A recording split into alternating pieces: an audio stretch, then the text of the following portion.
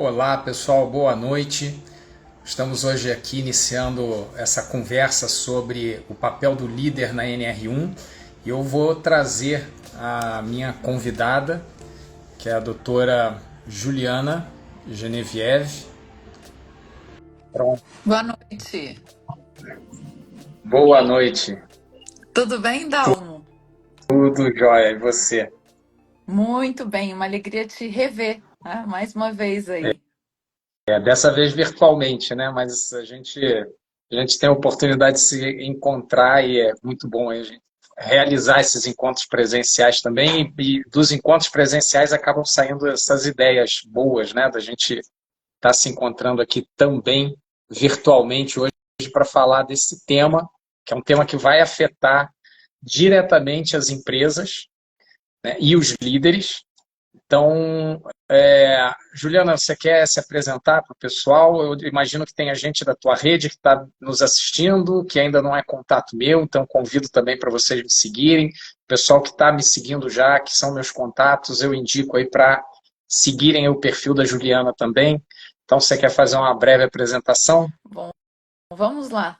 Então, eu sou a professora Juliana Genevieve, sou professora na Fundação Getúlio Vargas, professora nos cursos de MBA e também consultora organizacional. Então, trabalho com consultorias, desenvolvimento de equipes, desenvolvimento e capacitação de pessoas em temas diversos. E, além disso, atuo também como psicanalista, sou administradora, e aí eu acho que não precisa de tanto currículo assim, não é, Dal? Verdade. Bom, para quem não me conhece ainda, né, quem está entrando aqui pela rede da Juliana, meu nome é Dalmo Marins, eu sou também professor, dou aula também na Fundação Getúlio Vargas, na área de gestão de pessoas, e atuo também como educador corporativo, ajudando na formação de lideranças em empresas, e vai ser um tema recorrente hoje aqui na nossa conversa, essa questão, né, Juliana? Sem dúvida, né? Temos bastante a falar, né? Vamos ver Exato. que perguntas virão, né? Bom, para a gente começar, veio uma pergunta que não veio, na verdade, aqui pelo Instagram, mas quando eu fui divulgar, né, e aí eu percebi que muitas vezes a gente acaba tratando como se fosse natural temas que, para nós que vivemos e convivemos nesse ambiente, são temas corriqueiros, naturais, mas tinha gente que não sabia. Então, alguns colegas fizeram. A primeira pergunta que eu recebi foi: o que é uma NR? Então, gente, vamos lá. As NRs, a NR é uma norma regulamentadora. Ela é estabelecida pelo Ministério do Trabalho e ela regulamenta várias atividades, vários procedimentos. Tem normas reguladoras para, por exemplo, né, que são aí pelo menos as que eu tive mais contato, NR10, que fala sobre o trabalho do eletricista. Então, o eletricista, para ele se habilitar como tal, ele precisa passar por um curso de formação na NR10. A mesma coisa, por exemplo, para quem vai trabalhar em altura, com equipamentos de tipo PTA, andaimes, que é a NR35. Então, isso não é uma coisa nova. E a NR1, né, que ela dá a base ali para toda a estrutura das normas regulamentadoras, ela, na verdade, é de 1978. E a grande mudança que está acontecendo agora, esse ano, que entrou em vigor em maio de 2026, é que a NR1 agora ela trabalha com a questão de segurança psicoemocional. E quem que vai ser responsável por criar isso? Vão ser os líderes. Então, é sobre isso aí que a gente vai falar. Então, quem não sabia ainda o que era uma norma regulamentadora, é isso. Se vocês tiverem alguma dúvida durante a conversa, quiserem participar, passar alguma, que vocês quiserem fazer algum comentário, eu estou com um suporte técnico aqui também, que vai me passando as perguntas de vocês, né? Porque aqui pelo Instagram vai subindo ali As o perguntas. teleprompter, e a gente acaba, às vezes, se perdendo, mas eu vou ter uma assessoria aqui para isso. Então, Juliana, que você tem visto aí dentro do mercado, nas aulas? Você tem visto alunos que estão interessados nesse tema, que conhecem esse tema, sabem sobre esse tema? Bom, a gente tem visto uma expectativa aí bem grande, mas em termos de dúvida até, muita gente com receio. Nossa, o que que isso vai mudar? E como você já bem trouxe, né? Quer dizer, as normas elas sempre existiam, agora o que vai ter é essa extensão, cuidando também da segurança psicológica. E é muito uma questão de que é natural, né? Que uma hora chegaria até aí, porque a gente viu um afastamento muito grande de pessoas afastadas pelo INSS com problemas relacionados à saúde mental, né? A gente já sabe que o Brasil aí, de acordo com alguns estudos, é o quarto país mais ansioso do mundo, né? Então, quando a gente tem números tão expressivos, as empresas precisam atuar. E aí fica aquela dúvida, né? Poxa, como iremos nos comportar? Então, claro que é toda a comunidade, toda a empresa, todas as pessoas envolvidas, todos os stakeholders, eles precisam se engajar na causa, porque afinal trabalhar é muito bom, desde que todos estejamos gozando de saúde mental, física, né? Porque somos seres biopsicossociais e espirituais. Então, precisamos equilibrar todas essas esferas aí. E o tema de hoje, né, você está trazendo, Dalma, eu acho que uma das questões são os alunos que eventualmente atuam em cargos de gestão e que almejam aí exercer a liderança de fato. Como esses líderes devem atuar no intuito de garantir essa saúde psicológica, né? Então, eu trago um pouco do que eu tenho ouvido e eu gostaria, Eli, que você trouxesse. E você, como professor, em sala, será que as demandas são as mesmas? Os questionamentos são os mesmos? Bom, eu dou aula para turmas de gestão de recursos humanos, né, e também de liderança, especificamente, que aí você tem profissionais de várias áreas. Mas vale lembrar também, Juliana, quando você começou a falar aí, já me veio à mente, que em janeiro do ano passado, o burnout passou a fazer parte da relação de doenças do trabalho. Então, se hoje um funcionário é afastado por burnout, ele está coberto pelas leis trabalhistas, no retorno dele, pela empresa, como se fosse uma doença do trabalho, né? E dentro de sala de aula, ontem, inclusive, eu fiz essa pergunta, eu comecei uma turma ontem, né? Uma turma grande, bem participativa também, e a grande maioria já tinha ouvido falar da NR1. Mas eu não me aprofundei para saber até que ponto o pessoal está trabalhando essa questão dentro das organizações. Tá? Mas chegou uma pergunta para a gente aqui, que eu vou ler aqui. Ó. Quais são as principais obrigações do empregador no programa de gerenciamento de risco, o PGR? Uhum. Você quer responder? Eu começo, você Por complementa? favor, pode começar e a gente vai trocando. Bom, o que eu vejo assim, para o empregador, a ANR ela não estabelece uma obrigatoriedade de que a empresa tenha que ter um psicólogo para este tipo de orientação dos funcionários. Mas cabe ao empregador criar os meios. Então, da mesma maneira, quando você fazia lá o PPRA, que é aquele Uhum. mapeamento de risco que você coloca na empresa, que você tem os mapas, dentro do mapa você tem as áreas de risco ergonômico, de barulho, ruídos, né, luminosidade, de ergonomia, né, uma série de locais ali onde você identifica o potencial de risco.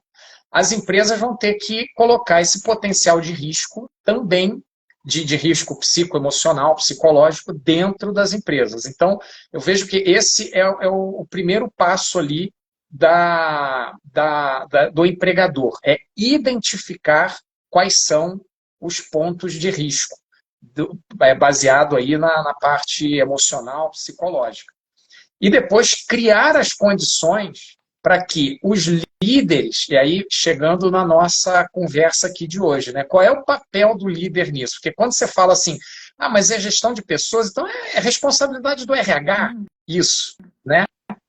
Não é. O RH tem a responsabilidade, ele é o xerife, ele vai dar os meios, mas se a gente parar para pensar aqui, vamos pegar um líder seja gerente, diretor, supervisor, coordenador, a função que exercer, numa área financeira, operacional, produção, logística, seja lá o que for.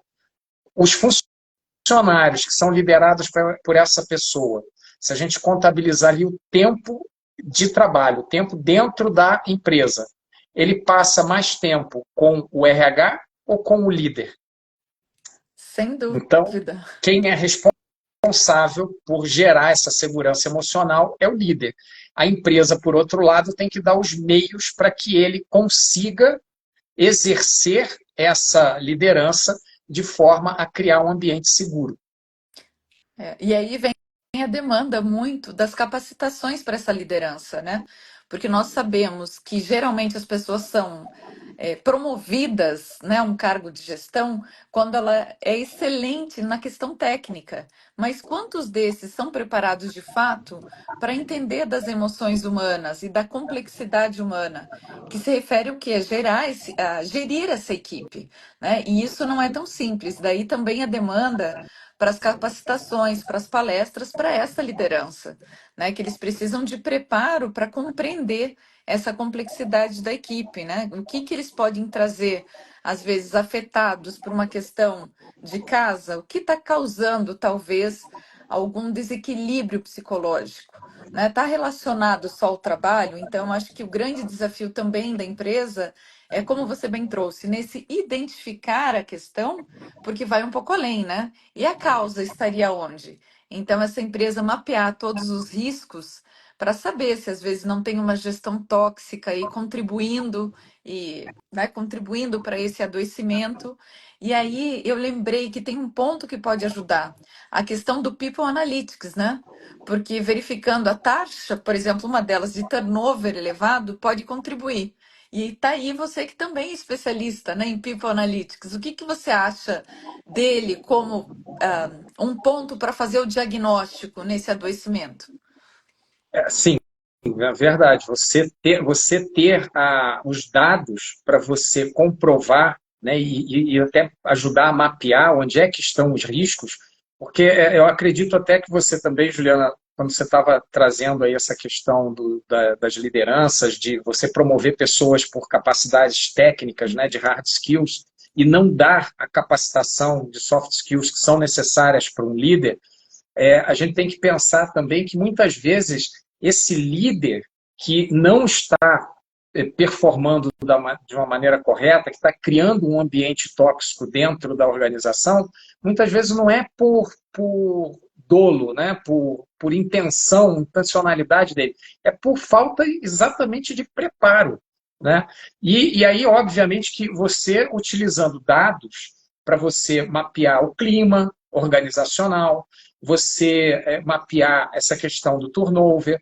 Então, como é que a gente trabalha com isso? Então, você tem o macro indicador lá, turnover. Eu tenho uma empresa muito grande. Se o turnover está alto, o que eu preciso fazer? Eu preciso abrir esse dado, essa informação, e começar a fazer uma pesquisa ali por área, por setor, por unidade de negócio, né, e fazendo esse escalonamento ali até eu chegar, opa, é essa área aqui, é essa unidade de negócio, que é esse departamento que está puxando o meu indicador para cima. Uhum. Então, deixa eu agora entender. Né? Então, aí a gente trabalha o quantitativo e aí, uma vez identificado o setor, a gente vai no qualitativo. Então, vamos conversar com as pessoas que estão lá para entender o que está estressando elas. E às vezes pode ser até que não seja nem o líder, pode ser o tipo da função. A gente sabe que, por exemplo, a área comercial é uma área de estresse, uma indústria, por exemplo, que trabalha com produtos químicos ou explosivo, é óbvio que você vai ter fatores estressores ali, né? Então, a gente tem que também tomar cuidado com esse tipo de coisa. Agora, se eu trabalho numa área, não é um problema do líder, mas é uma área que me traz estresse, o que aí eu preciso fazer?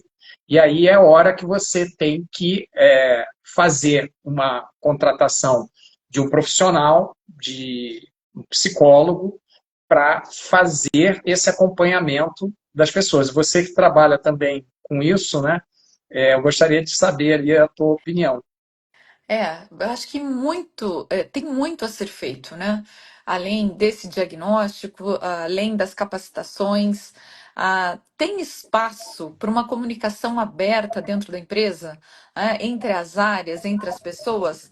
Só nessa comunicação aberta com um líder aí que escuta de maneira ativa, a gente já consegue perceber quais são os receios, quais são os medos, porque como você trouxe, quando o ambiente, na verdade, quando a função pode trazer alguma insegurança, isso pode ser expressado de maneira verbal, né? Não só às vezes de maneira escrita, quando eles fazem aquelas rodadas muitas vezes anuais de feedback, né? Que a gente sabe muito bem que fazer anualmente talvez não funcione de maneira adequada. Então, ampliar essa escuta, uma escuta verdadeira, com esse espaço para ouvir, inclusive, críticas e sugestões, funciona muito bem, Uhum. né? Canais de denúncia, no caso, poxa, como é que faz para mencionar quando uma gestão é tóxica, né? Existe um canal de denúncia que mantenha um certo sigilo, né? Um certo, não, total sigilo, e que isso funcione, é, que seja levado em consideração o fato, né, com exemplos concretos, que é o que a gente precisa. Então, quando você começa a perceber esses sinais de desgastes, seja pela escuta, seja por um feedback, seja por um canal de denúncia, por uma pesquisa de clima, como você trouxe, ou através do People Analytics, que vai fundo ali na análise desses dados e o que eles têm a nos dizer, é que a mudança começa a acontecer.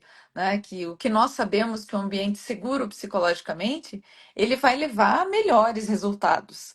E finalmente a gente tem ali a questão da quantidade, do quantitativo, que foi o que você trouxe, com o qualitativo. Então, eu vejo que as empresas e as lideranças, elas não precisam temer. Na verdade, se mostrar abertos para algo novo, que é o quê? Ouvir o que esse novo tem a dizer da norma, né? Dessa extensão da norma, e, na verdade, se autodesafiar e perguntar como eu posso melhorar como líder nesse contexto de ser um promotor da saúde mental? Então, é uma pergunta, faz parte de um protagonismo que esse gestor que almeja exercer de fato a liderança precisa se fazer, né? Está disposto a trabalhar com questões relacionadas à inteligência emocional, ser verdadeiramente interessado pelo outro e tantas outras abordagens aí, né? Sim.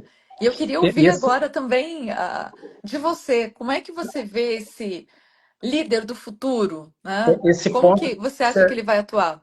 esse ponto que você trouxe agora do canal de denúncia, né? Acho que também responde àquela nossa primeira pergunta inicial aqui. Qual é o papel da empresa?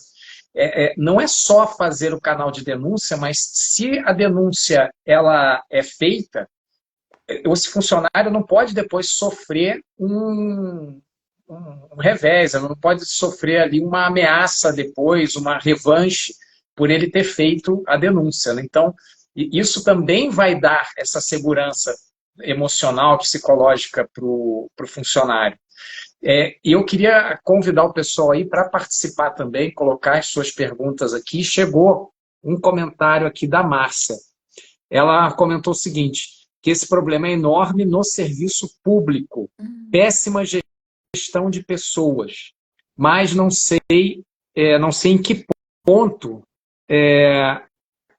tá. Então, assim, ó, falando, a NR1, Márcia, vai pegar todo mundo. Empresa pública, privada, ONG, serve para todo mundo, tá?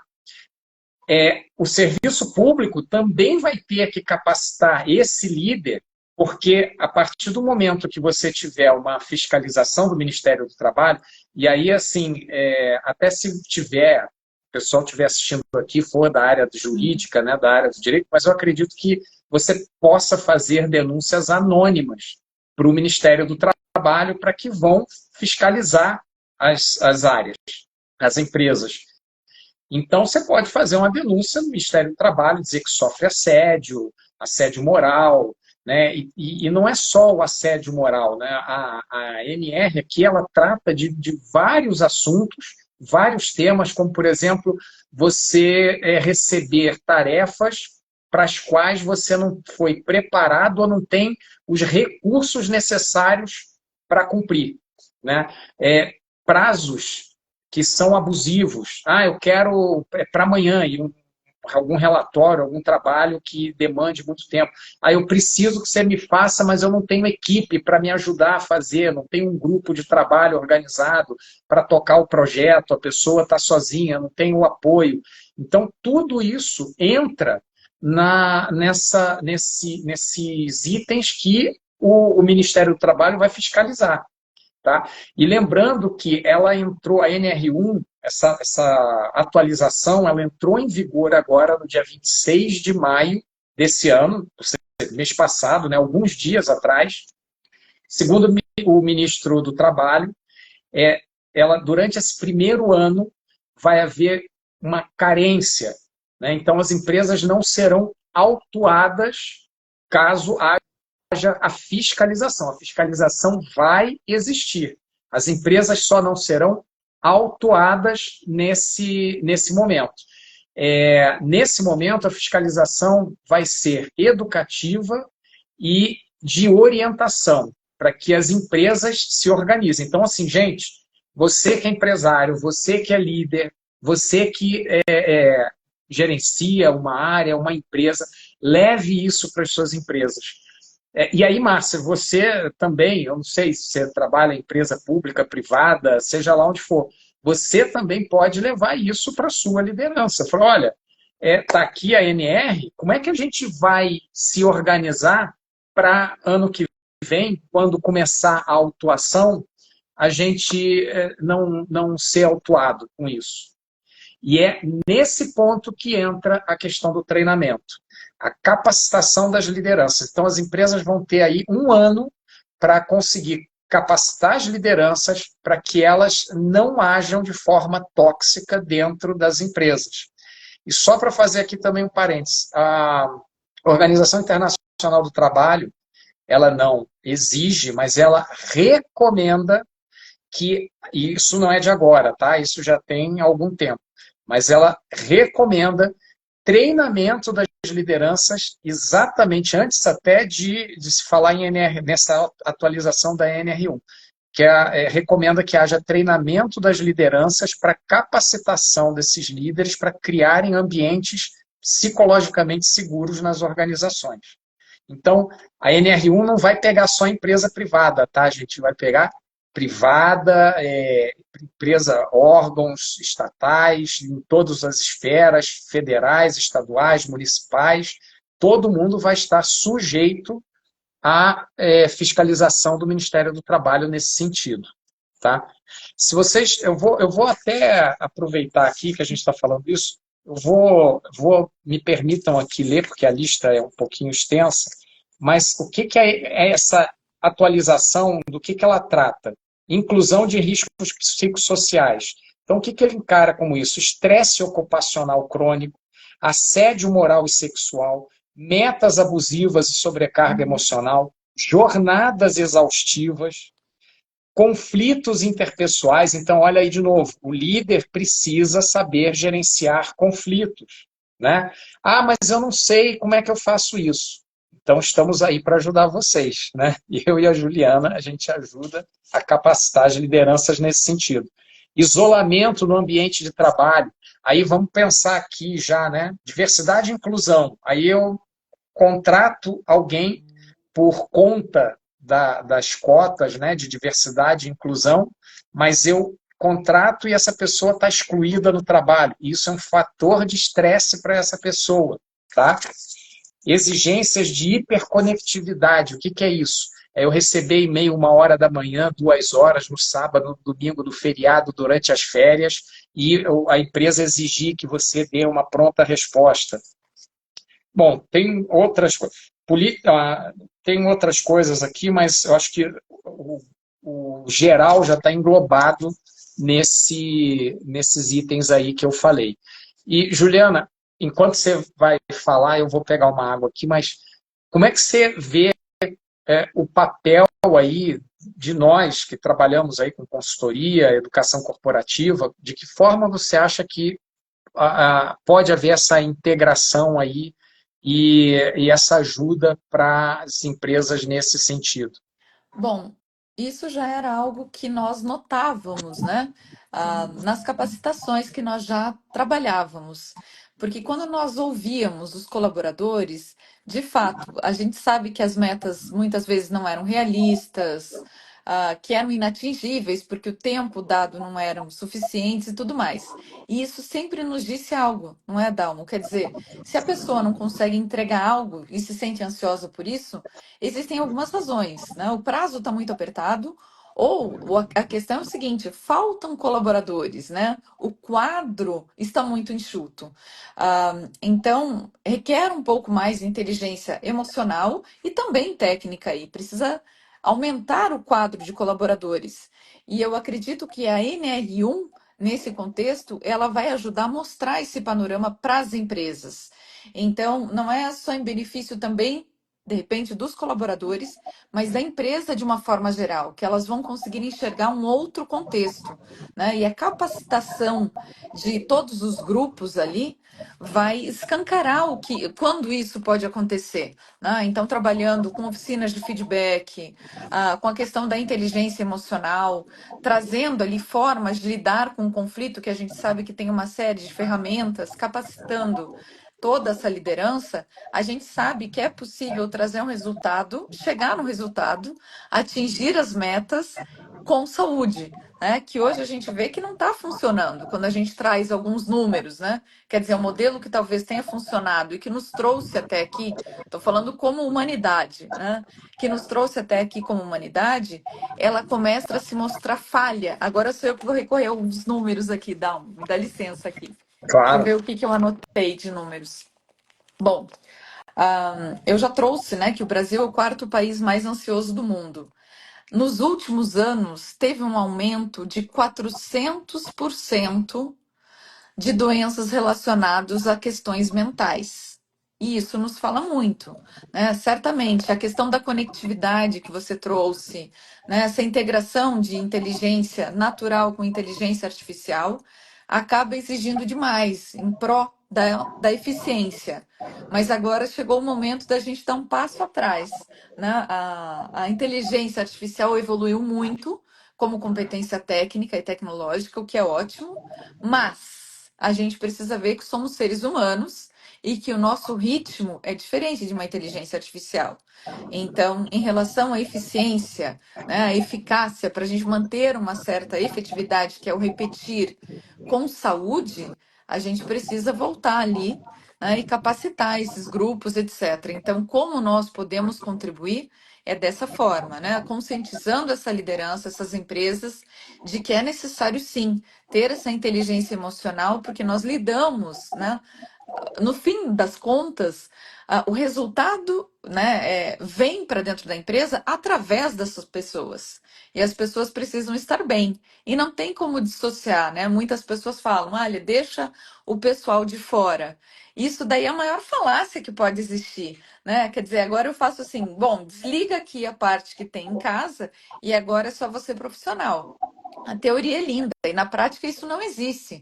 Nós somos seres psicossociais e espirituais, né? A questão é como lidar com isso. E aí vem sim a questão das capacitações, eu vejo com muito bons olhos, né? Porque algumas empresas às vezes seguravam o orçamento, não, isso não é técnico, vamos evitar que entre nas empresas. E agora eles veem que isso é fundamental, né? Não, Então, e deixar claro também, né, que essa questão da NR1, quem me acompanha, se tiver algum amigo, aluno aqui assistindo, vai saber que eu canso de falar isso. A liderança, ela tem que ser humanizada, mas não pode ser romantizada. exato. A NR1 não é uma romantização da liderança, não é ninguém vai bater palma para o sol, abraçar a árvore, nada disso. É para dar resultado. É como você falou, o resultado tem que vir com as pessoas e não ao custo das pessoas. Embora a gente fale de recursos humanos, as pessoas não são recursos consumíveis no processo de produção. elas têm que ser desenvolvíveis, né? Você tem que ajudar para que as pessoas cresçam e esse crescimento ajude a promover resultados cada vez melhores dentro das organizações. Então, na verdade, a NR acho que vem para balizar uma coisa que já deveria ser normal, mas que, pelos números até que você apresentou, né, esse aumento de 400% nas doenças, nos afastamentos, né, por doenças psicossomáticas, tudo isso aí é um indicador de que o que deveria estar sendo feito não está, na verdade, sendo feito. E quando algo sai do controle, aí tem que entrar alguém para regulamentar. E a NR1, na verdade, ela vem para fazer esse papel, para dizer, olha que absurdo, né? Dizer o óbvio. Você tem que tratar da saúde mental. O seu ambiente de trabalho tem que dar resultado, tem que ser produtivo, mas com as pessoas e não ao custo delas. Gente, se vocês tiverem comentários, perguntas para fazer aí a respeito do tema, fiquem à vontade, vão colocando no chat aqui, conforme for passando, a gente vai respondendo aqui para vocês, vai interagindo, tá? Dalmo, não, tem aqui. Ah. Chegou alguma pergunta? Não, ainda não, foi Tá. só... a Eu tenho audiência também. paga, é a minha mãe que está dando os parabéns. Ah, muito bom. Olá, dona Elza, boa noite. Obrigada aí por prestigiar a live. Dalmo, eu tenho também uma questão interessante para trazer que eu acho que casa com o tema que nós estamos falando. A empresa Google, tempos atrás, eu acho que há cerca de 10 anos, eu não me recordo se foi 2015 ou 2012, eles começaram com um projeto chamado Aristóteles, onde eles queriam ver como tornar a empresa mais eficiente. Claro, porque afinal a gente sabe que para a empresa eles visam o lucro. E olha só o resultado que interessante que eles chegaram. Eles conseguiram construir equipes, porque até então eles achavam que um talento individual com uma excelente técnica, que esse ser, digamos assim, ele brilhasse praticamente individualmente Luz na própria, empresa. luz Que própria. tivesse luz própria, né? Que emanasse luz própria. E que é o que muitas vezes as empresas privilegiam de maneira geral. Mas eles perceberam, analisando uma série de equipes, se eu não me engano, mais de 180 equipes, que essa pessoa atuando sozinha, como diz o ditado, né? Uma andorinha sozinha não faz verão, não chegava ali no resultado. E o que eles encontraram foi algo que eu acho que tem a ver com que o objetivo da NR1.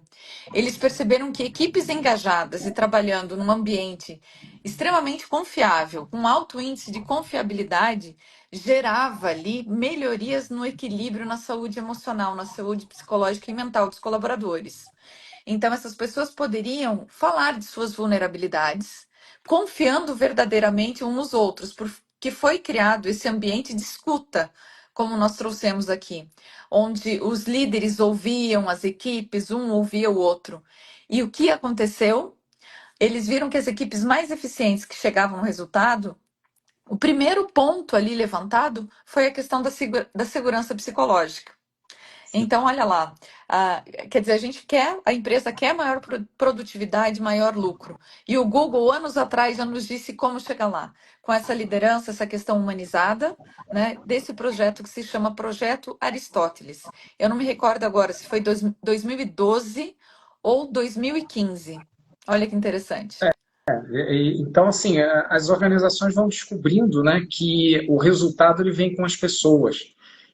A Carolina, que está aqui, eu acredito que é a aluna sua, é super pertinente, exatamente os pontos que a professora passou em sala de aula. Então, Ai, obrigada, acredito que seja... Carolina. Aliás, se tiver alguma questão, fica à vontade, viu? aproveita, né? Está fora de sala Aproveita. de aula, mas pode fazer pergunta aí, todo mundo. Mas a gente vê que eu gosto de falar também, de fazer essa analogia de que CNPJ não gera resultado. A empresa é um CNPJ composto de CPF. Se CNPJ sozinho desse resultado, vocês podem ter certeza que nenhum empresário, nenhum empreendedor, nenhum acionista ia botar dinheiro numa empresa e contratar gente para trabalhar. Você simplesmente abriria o CNPJ e ia para casa, vai maratonar série, viajar pelo mundo, né? Aproveitar a vida, né? Curtir a vida adoidado lá, que nem o Ferris Bueller lá do filme, né? Mas não é. As empresas, elas contratam pessoas. Então, quem gera o resultado são as pessoas. Se a gente pensar hoje que a gente tem um mundo onde a tecnologia está uniformizando a capacidade de concorrência, né, entre as empresas, você pensar que empresas concorrentes têm à disposição os mesmos fornecedores, por exemplo, de bens de capital, de matéria-prima, o que vai diferenciar de uma empresa ter sucesso, mais sucesso do que a outra? São as pessoas, é a equipe de venda, é a forma de relacionar com fornecedores, com parceiros financeiros, banco, com clientes. Então, gente, as pessoas fazem diferença. E quando você tem uma equipe que está estressada, quando você começa a ter gente sendo afastada por burnout ou pedindo demissão por conta da liderança, você está perdendo talentos e jogando talentos no mercado que muitas vezes vão ser absorvidos pelo seu concorrente. Não é o caso aí, como a Márcia, né, ela colocou lá sobre a questão do funcionário público, porque esse não tem jeito, ele pode até ser transferido dependendo da função que ele ocupa e do nível, nível que eu falo da esfera, né? Se é municipal, estadual, federal. Por exemplo, um funcionário federal talvez consiga uma transferência de um estado para o outro, de uma cidade para outra, vai trocar liderança, mas se de repente ele não consegue, ele tem que conviver ali com aquele chefe. E aí, como é que vai ser, né, agora? E aí o funcionalismo público vai ter também que se adequar a essa norma. Aliás, se a norma, se a ANR, quem cria é o Ministério do Trabalho, se é um órgão público que faz, os órgãos públicos têm que ser os primeiros a dar o exemplo, né, Juliana? Que a gente sabe que liderança é pelo exemplo, né? Aliás, você trouxe um tema muito importante, né?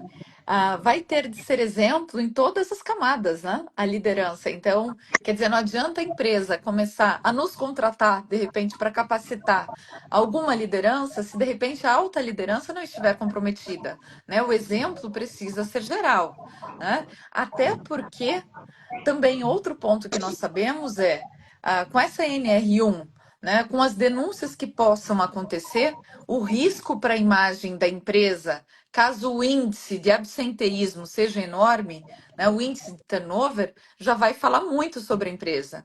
Então, quer dizer, empresas que promovam essa saúde mental aos colaboradores, esse ambiente adequado para se trabalhar, eu acho que está aí algo que as empresas vão almejar no futuro. Eu quero fazer parte do hall das empresas, das melhores empresas para se trabalhar de fato.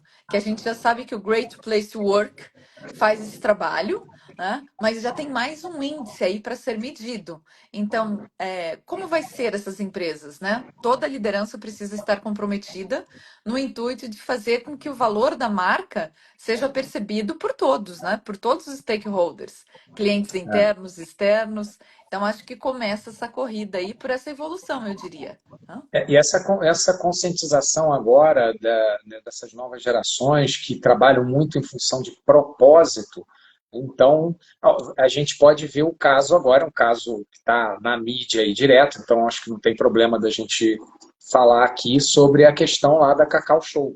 O que eu tenho visto, né, e aí eu entro numa outra questão meio controversa também, tá, Juliana, que é assim, eles ainda não se pronunciaram oficialmente. Então, a indústria do cancelamento começa a tacar pedra sem ouvir todos os lados, né? Mas o que acontece?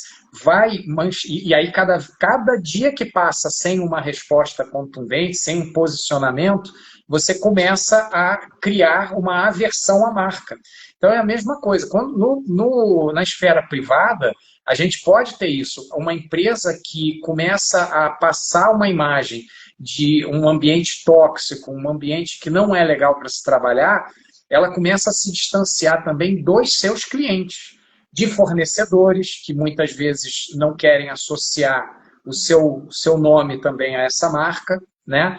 Mas deixar um comentário aqui também, que essa questão da humanização da liderança é quase uma utopia em que, para líderes ditadores, em que é uma utopia para em líderes ditadores, apesar do óbvio.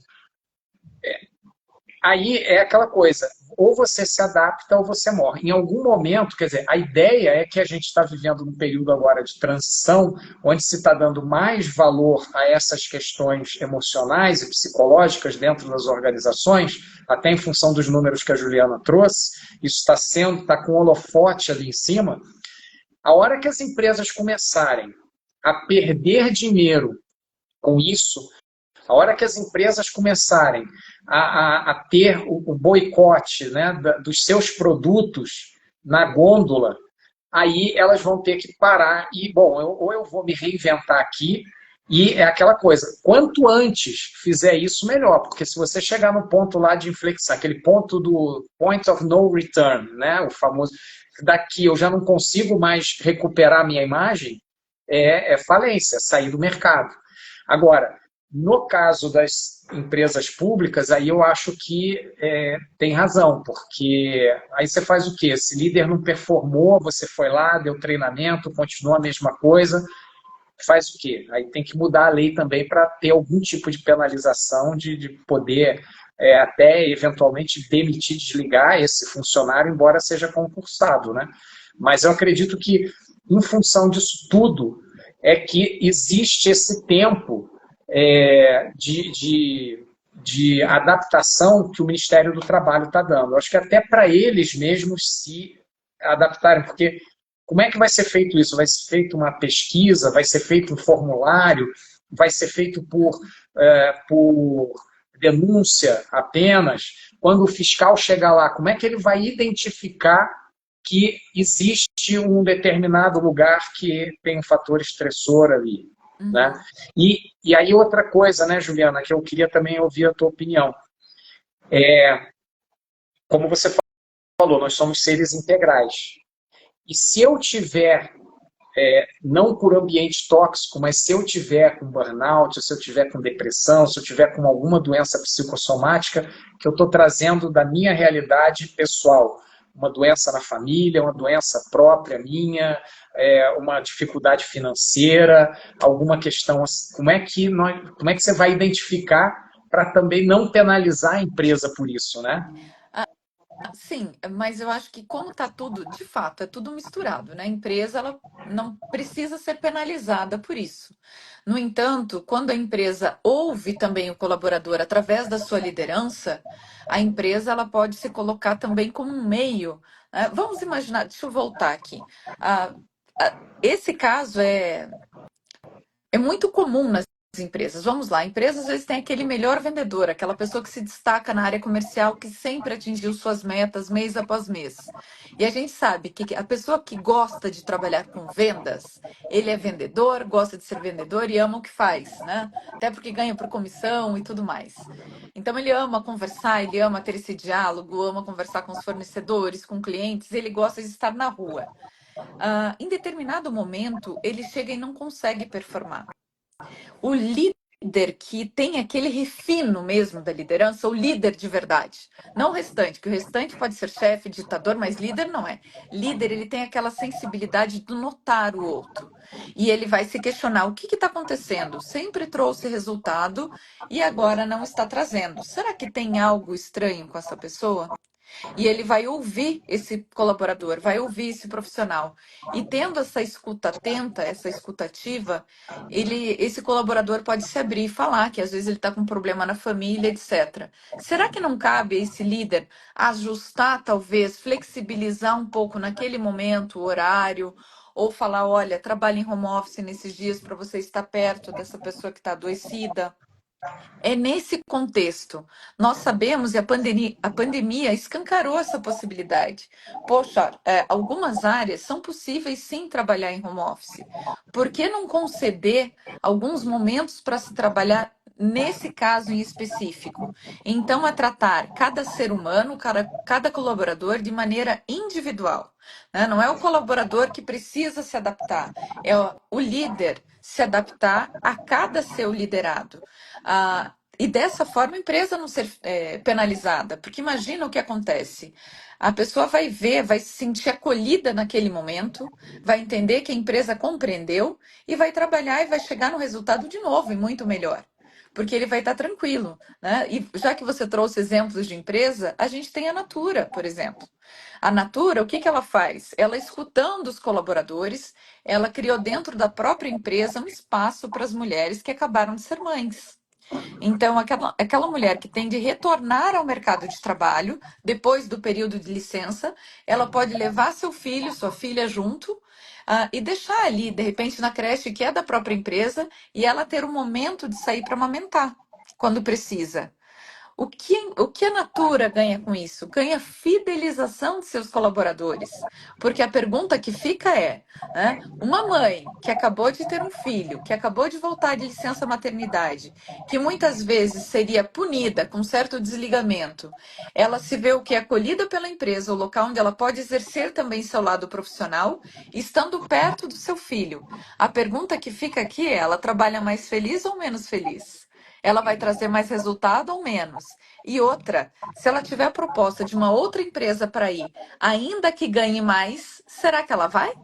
Muitas É, vezes é, ela a- não é a vai. questão, é a questão que eu falo, que é da fidelização de talentos e não da retenção de talentos. É você fazer com que o teu funcionário não queira sair da sua empresa, não porque você, na hora que ele pediu demissão, você ofereceu a ele mundos e fundos, vai aumentar o salário dele, vai promover, não, não por isso. É para que quando ele receba a proposta de uma outra empresa, ele pense e fala, eu vou ficar aqui porque eu estou feliz aqui. E aí, esse ponto que você trouxe se reflete lá na ponta, se reflete no cliente, porque esse funcionário vai tratar muito melhor esse cliente, né? Então, eu só vou destacar aqui uma coisa que também outra audiência paga, que meu pai está dando os parabéns aqui para a gente. Então, um beijo para você. E, de novo aqui, ó, só se atentem, só de atentarem para essa situação biopsicossocial já é um grande começo. Não vai ter escolha, tá? É isso ou vai ter algum tipo de penalização. Se for um funcionário de uma empresa privada e depois de treinamento, de tudo mais, ele não conseguir entender que isso é mais do que uma obrigação, né? É também uma forma de você humanizar a sua liderança, você vai ser demitido. Se for dentro do serviço público, aí eu não sei, talvez cargo de confiança, você vai perder o cargo de confiança, vai retornar para a sua posição original, vão colocar outra pessoa para assumir essa função. Então, assim, alguma coisa vai ter que ser feita. Agora, o que não vai ser possível, a partir do momento que o Ministério do Trabalho começar a autuar as empresas, simplesmente fazer vista grossa. Agora, tem um outro ponto aqui também. As empresas, quando hoje já fazem, né, o seu PPRA, na verdade, também vai ter o que é a minha leitura, tá, que eu estou vendo até de oportunidades aí para profissionais. Essas empresas que hoje já fazem o mapeamento de risco, né, que trabalham muito com a segurança do trabalho, elas também vão começar a ter que contratar profissionais psicólogos da área ali, da psicanálise, da terapia, para fazer esse mapeamento dentro das empresas, porque as empresas vão ter que colocar dentro do seu PPRA as áreas, os departamentos ali, as áreas de estresse, né?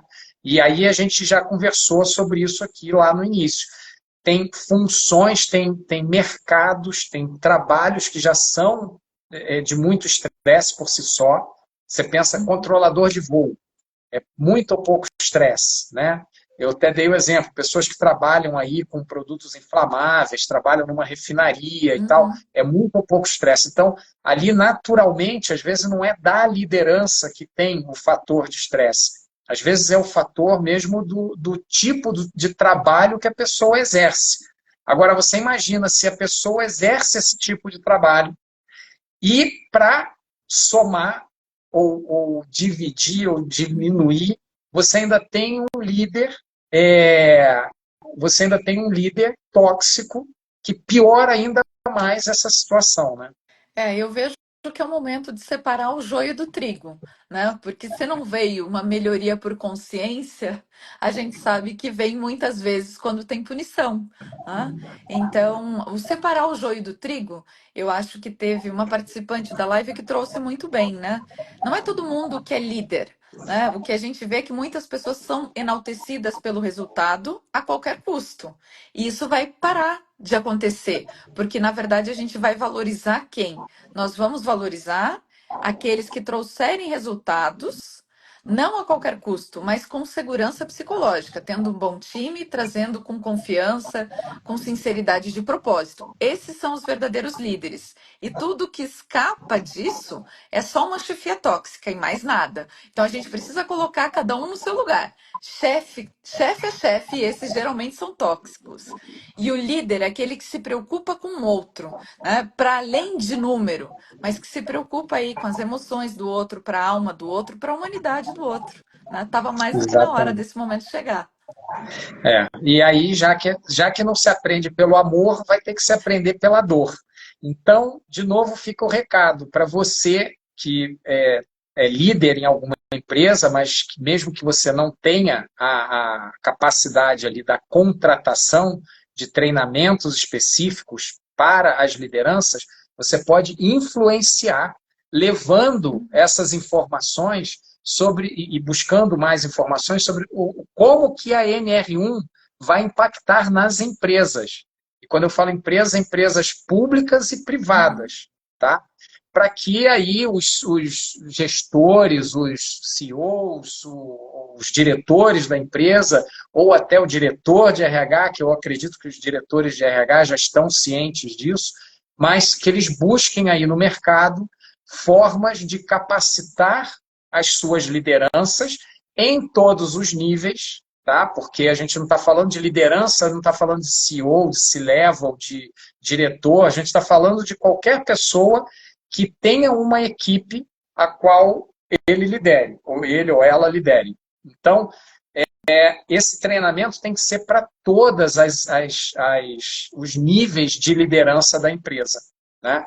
Porque você pode ter, às vezes, uma grande empresa que o clima, de uma forma geral, está muito bom, mas uma área específica que tem um líder tóxico, e principalmente empresas grandes, né, Juliana? Que você está espalhada no Brasil, está espalhado no mundo, e você, a princípio, está tudo bem, mas tem uma área específica que acaba tendo problema, você identifica o problema, e às vezes é um líder que está causando toda essa situação.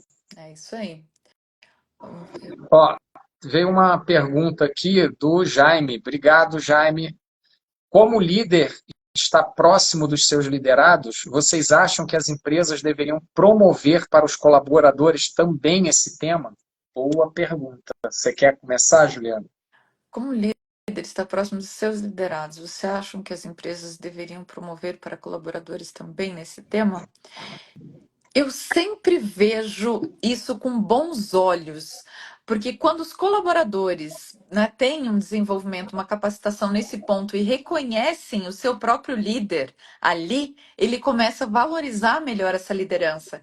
E esse líder ele começa a ser visto como exemplo também para as outras áreas da empresa, para outros departamentos. Né? E eu acho que isso vira um círculo virtuoso que a empresa precisa ter. Então, sempre é bom.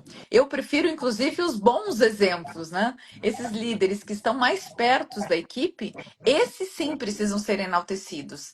E não, de repente, essa chefia tóxica. Por isso eu vejo que a capacitação é para todos, sim, independente se tem ali uma super liderança ou não. Porque das duas formas a gente tem ali. A chefia tóxica acaba saindo fora, mas os líderes de verdade, esses sim, eles são alçados a uma categoria superior daquele que se preocupa com o ser humano como um outro ser humano.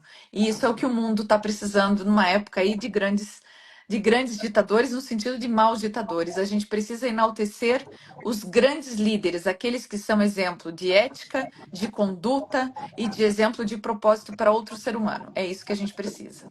E tem um outro ponto também, né? Porque quando você estende esse assunto para a equipe, para todos os colaboradores, de onde saem os líderes da empresa? As empresas, né, em vez de contratar fora, você pode formar suas lideranças dentro das próprias organizações. Exato. Então, é muito mais fácil quando você já tem um líder, uma pessoa que é promovida à liderança, que já tem essa cultura da empresa de segurança emocional, psicológica, de humanização da liderança com resultado. Eu gosto de bater sempre nessa Com tecla, resultado. gente, com resultado. Quando você tem isso daí, a hora que você promove essa pessoa, você tem ali um líder já preparado. Você tem um líder que, ali no longo prazo, óbvio, todos nós precisamos constantemente de treinamento, de capacitação, para a gente se manter atualizado, né?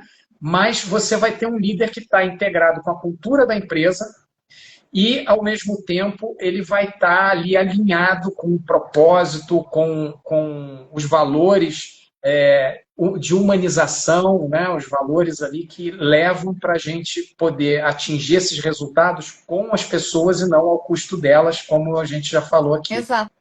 A trabalhar a colaboração e não só a competição. Hã? É É isso isso. aí. E aí, muitas vezes, isso é até um fator estressante também dentro das empresas, porque quando você tem dentro da própria empresa um departamento querendo ver só trabalhando só em seu próprio benefício, como se sem entender qual é o papel daquele departamento para o todo, você acaba também criando ambientes de estresse, que aí começa a espalhar, né? Aí esse daí Uhum. não tá em um só departamento, aí começa a espalhar pela empresa inteira.